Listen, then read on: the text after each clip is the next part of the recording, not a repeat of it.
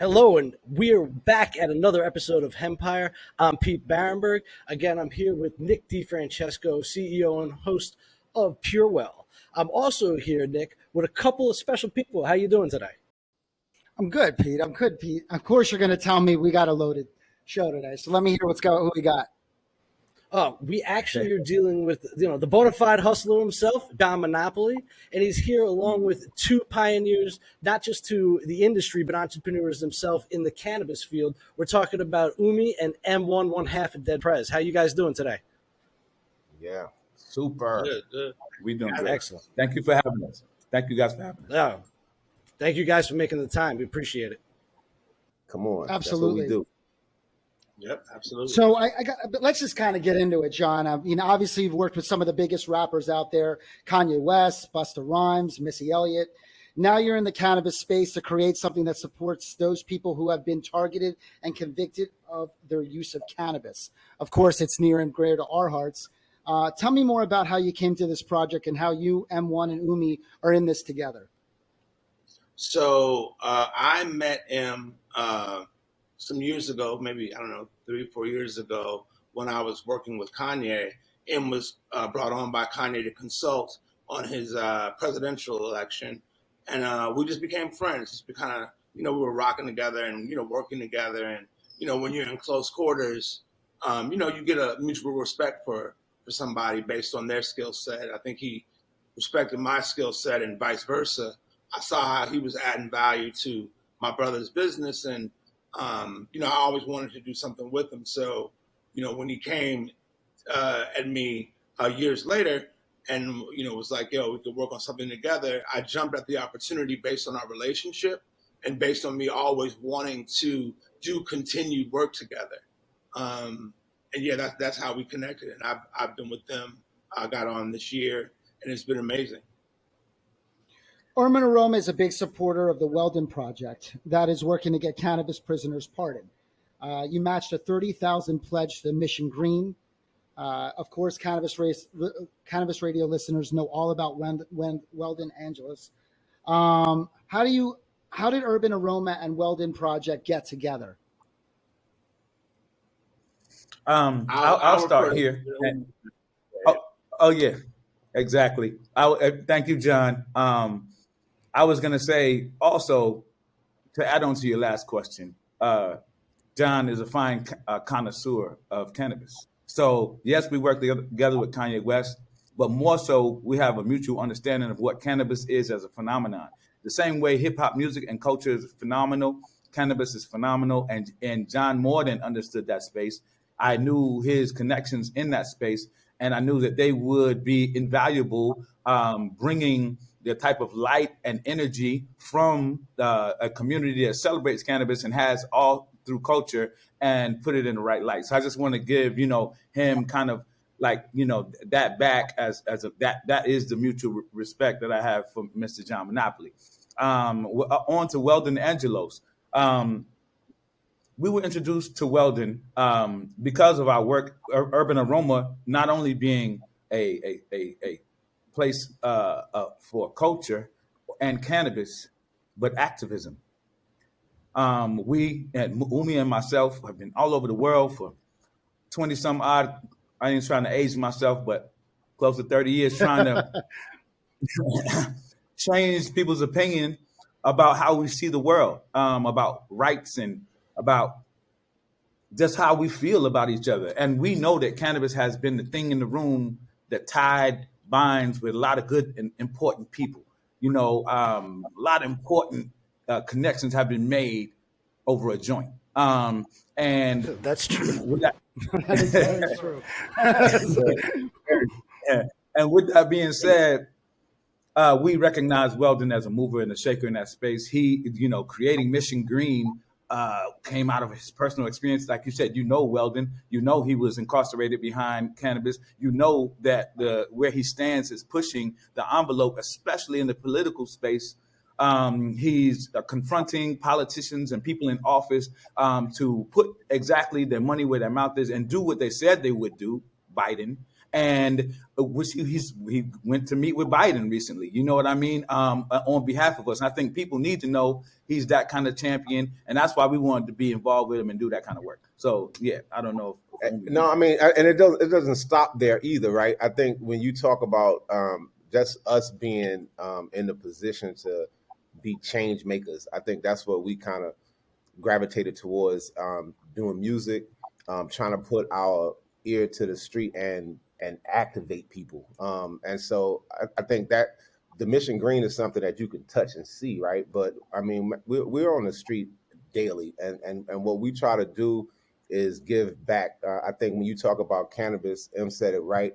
You know, you have a culture, there's a community there, and then there's politics that's surrounding the plant. I think when you look at it in the three-dimensional light is the proper way to look at it. So Urban Aroma wants to kind of forge this new way to look at it and stop just making it a capitalistic moment. That's what the government is really trying to do.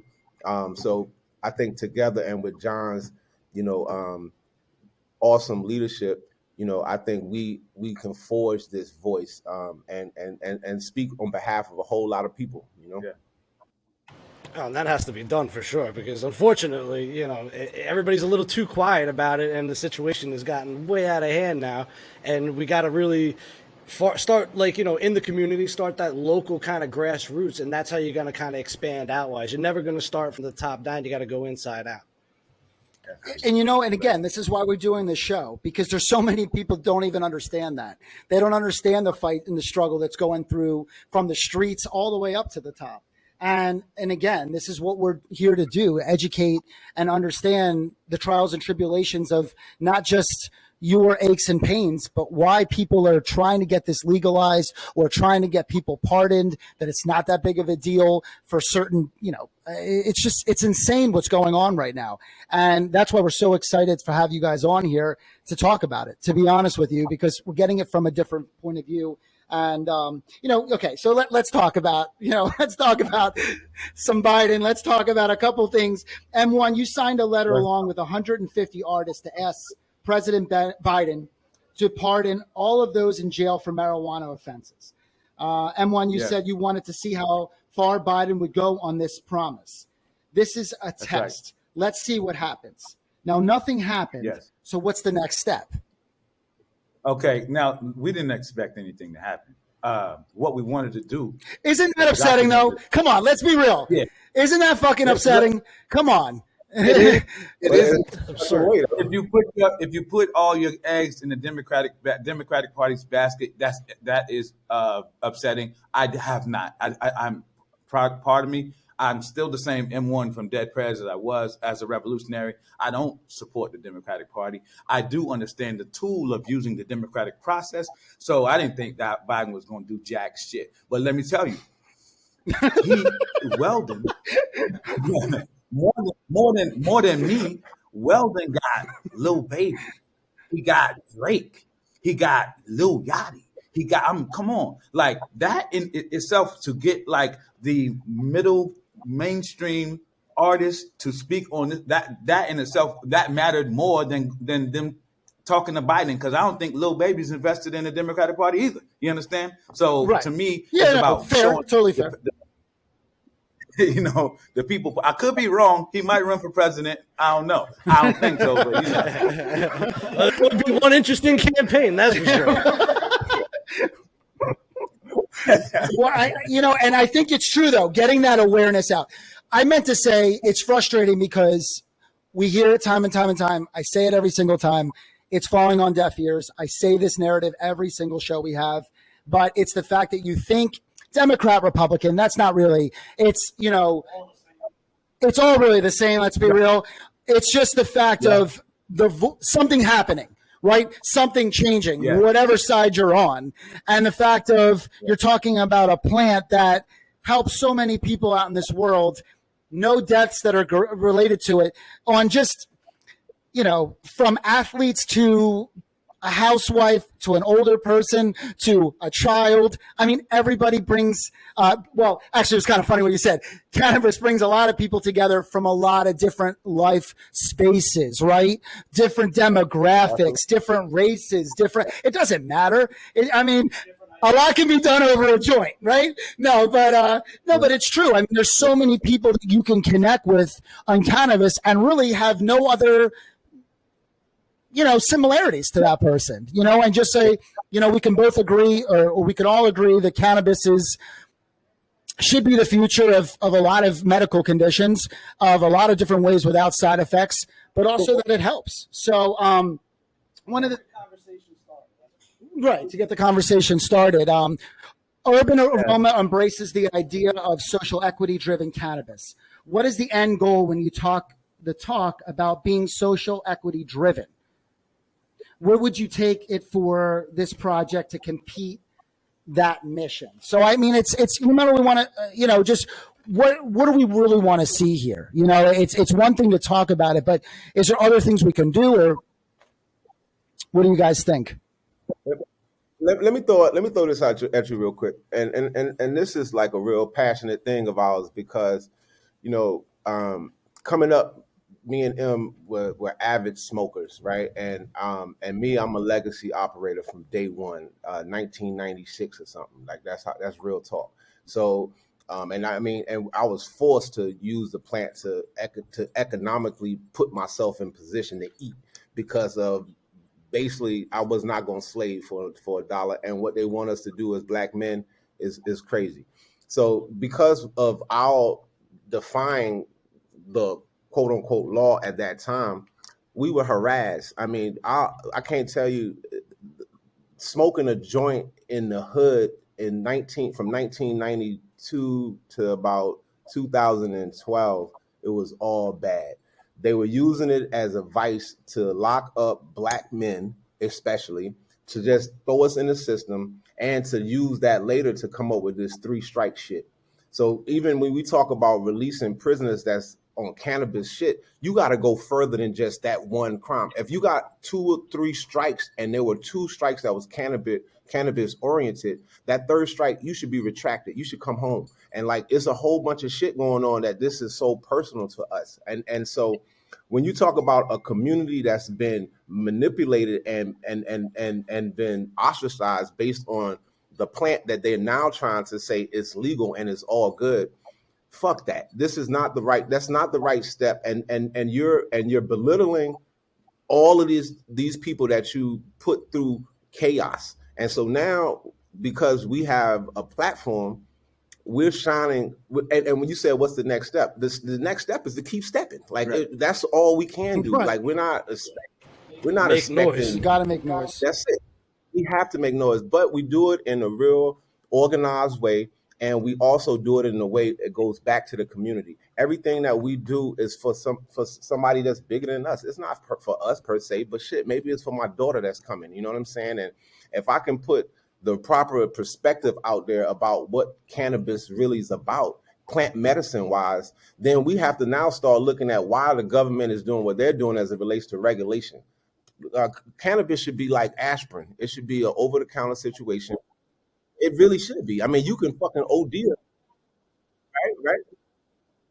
Right. So the passion is I mean, we say Urban Aroma because it is a directory that we're trying to put the proper perspectives on the plant medicine, but at the same time, this is something that's internally in our heart because we suffered from this shit. Like, you know what I'm saying? I can't tell you how many times this dude went to jail because we were smoking in the fucking car. You know what I mean? I want to just add on to this and throw this to John because, social equity and all these code words that have developed for cannabis, which used to be called weed, and I still call weed,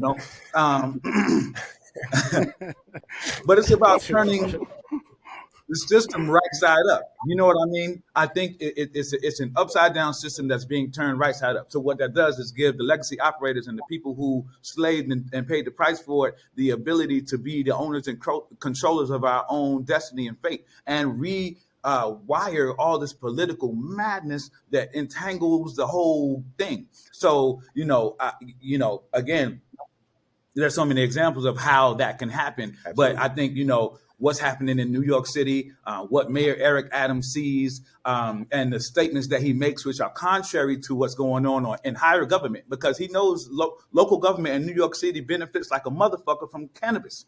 And will, I'm not talking about just there's a lot of places.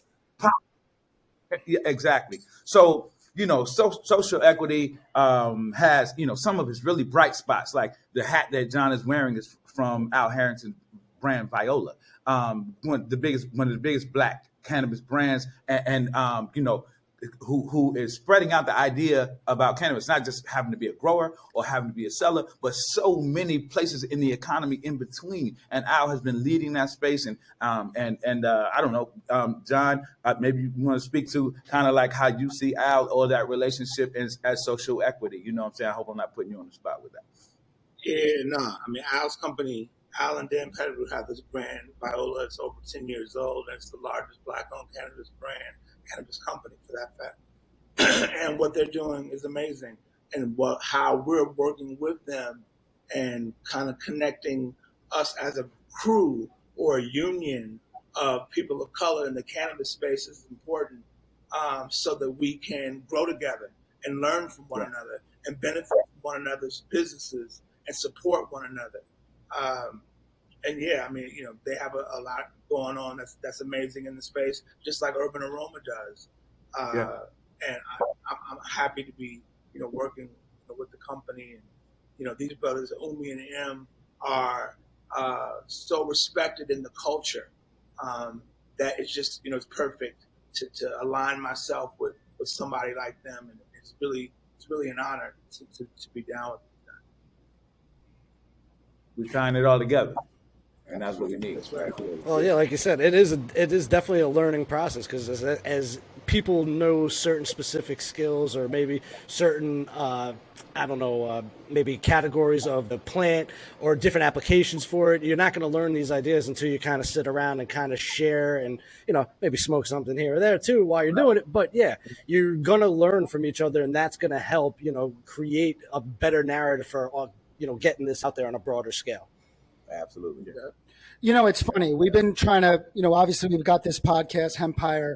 Purewell's been around for a minute. I've been in cannabis for, a long time. I mean, obviously partaking, but being part of business for about 10 years, have our own farms out in Pueblo in California that we grow. Now, I'm always on the other side I'm on the hemp side, because a lot of the problems that we're having with cannabis, I could sell into all 50 states. I could worry about banking. I could do all these things.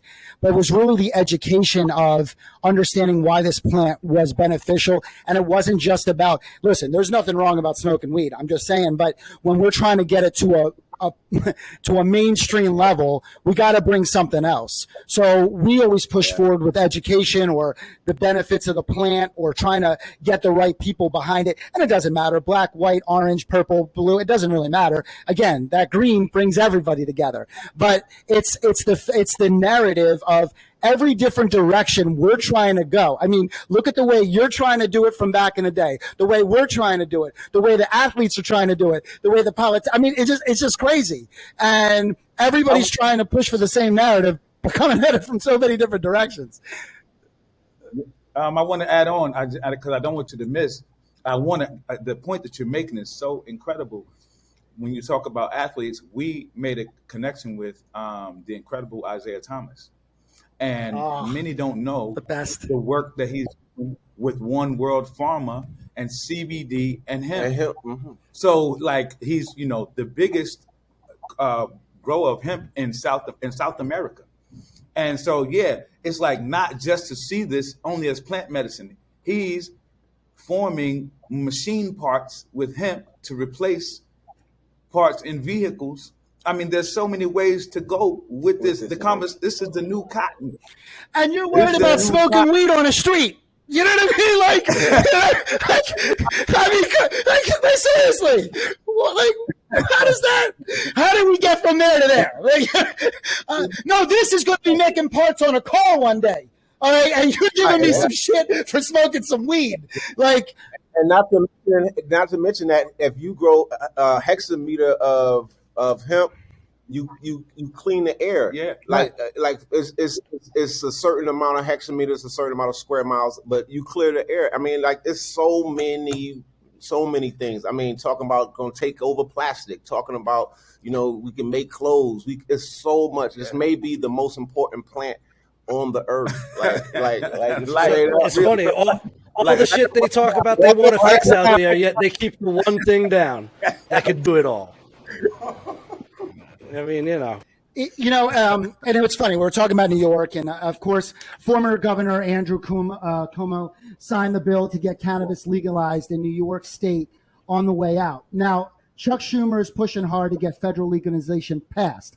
Why is that New York Mayor Eric Adams disconnected with the leaders in Albany and DC? I mean, that's what we're seeing a lot of disconnection statewide, citywide, obviously federal wide. Yeah, Mayor Adams, he's real slippery. First of all, let's start there. He's a salamander of sorts, right? Like he's a slippy dude. He's a little slippery. So like he wants to be in every room and he wants to be liked by everyone. I had lunch with Mayor Adams, and I'm gonna tell you, when he was with me, he was a criminal. You know what I'm saying? That's what he told me. He said, I used to be change that tune. Sing that tune change real quick. Yo, listen. So, depending on the room that he's in, he's going to change his disposition and his politics. And it's weird because he's saying exactly the opposite of what the state is saying. And I think it's strategic on his part, right? But it's very confusing for anybody in the space. And I think that's his style. Like he's so slippery, but don't take him serious, man. Don't take him serious. I got to say this about the federal government. That bureaucracy may never understand how to juice cannabis correctly. But the cities, the states are overwhelmed with the benefits of what cannabis can bring to the community. Yeah. So on the federal level, they haven't figured out how to make the fruit in the juice.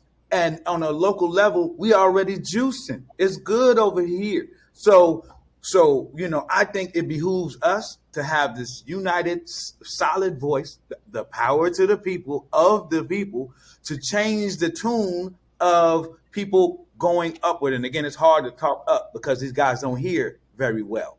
But with a united voice, then we begin to say what matters and how we're going to act about it no matter what. And even if that means civil disobedience, which already we've been doing. I mean, that's why we are legacy operators, because we operated in a time where we were criminalized. But lo and behold, this is a heroic product. Right. This is mighty. And so it's on us to unite our voice as legacy operators. Yeah.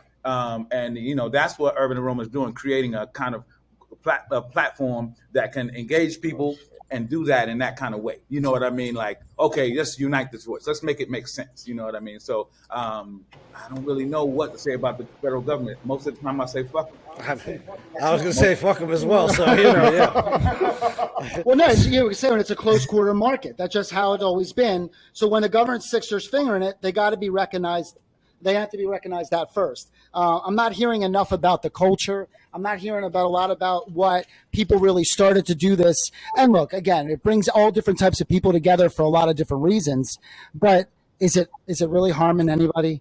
I mean, is it okay that maybe somebody shouldn't be prosecuted as much as they were because of marijuana? I mean, is it okay that people want to use it because they've been in a car accident, have degenerate diseases, have some type of anxiety or epilepsy or all these types of things, or maybe they just want to chill out because gas prices are out of fucking control and the country is in mass hysteria and they just want to chill out with their friends and their family or just by themselves. So it's insane what we're going through to have to do this.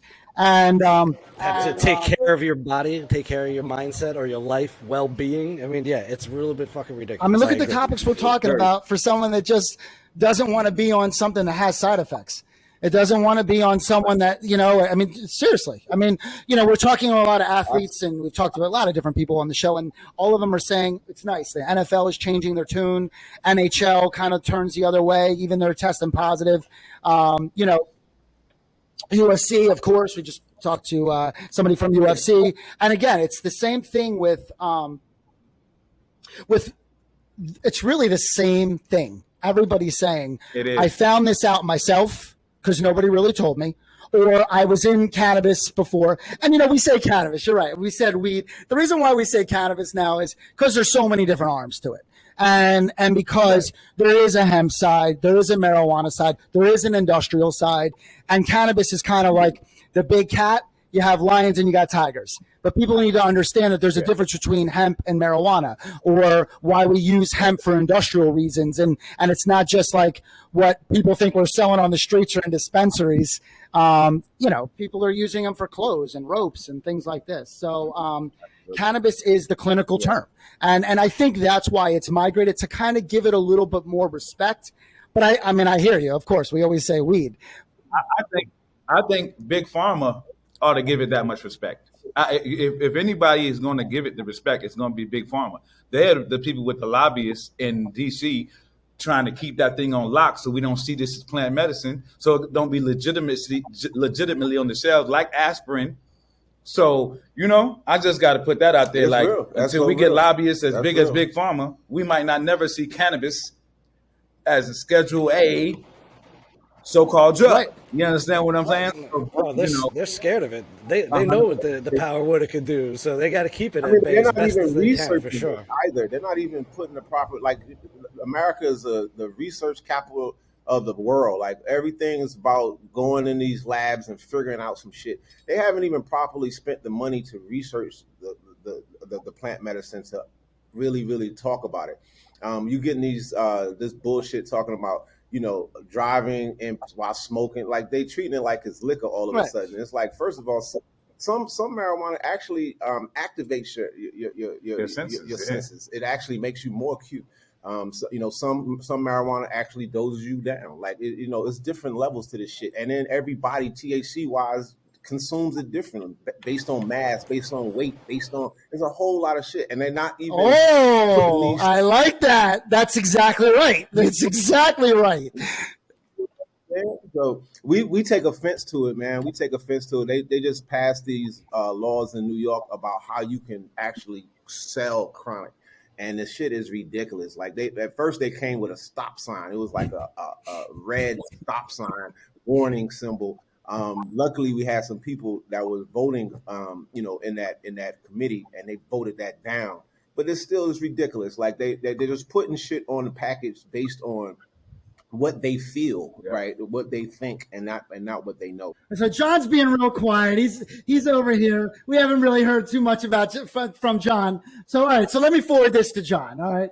So we're reading a lot of stories about how legacy cannabis operators see roadblocks and opportunities in New York recreational market. Is there something that Urban Aroma has on its radar to not only give opportunities to the everyday people, but to those who sold weed in the neighborhoods that want to go legit? I think we want to figure out how to involve any and everybody, specifically people of color, but any and everybody who wants to get involved with the culture. I think we're open arms. I don't know if I said that right, Umi and M, but that's my. Perfect. Yeah. Perfect. And that's the thing is that, again, I don't know if everybody really sees it from all different parts of life. And that's what we're here to expose. Everybody sees everything on a surface level, right? Like, if it's not in their own eyesight and how they live their life or what they see on a daily basis, not everybody looks around to see how everybody else is living their life. I mean, that goes with a lot of different things. So I love the fact but it is true. I mean, because, for example, down here in Florida, if you want to have a farm, if you want to have a dispensary, if you want to have all these things, and let's say that, I mean, we live in South Florida. We live near Miami.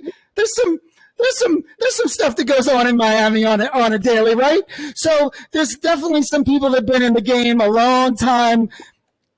not maybe necessarily legit, right? So so, but they have a lot of cash.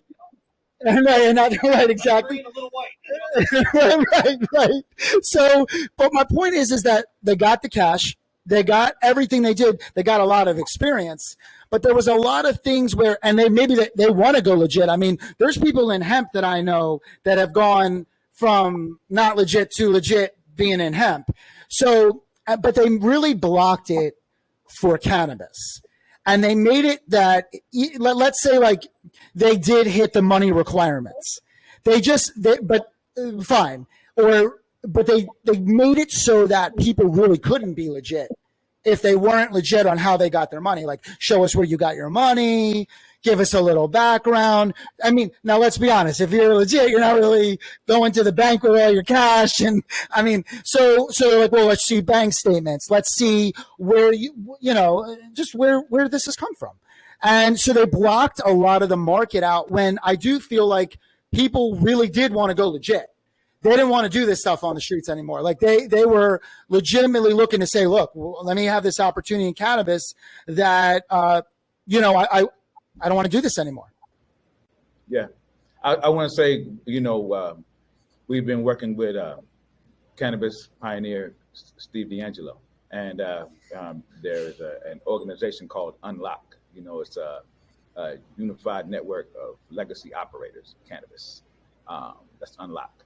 And, which I think is important, because we have to establish how we legitimately get into the market. And you're right, those things become a problem.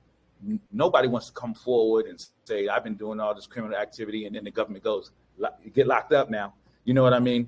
So there has to be an amnesty. That's actually one of the first tenets of understanding what the legacy operators are about.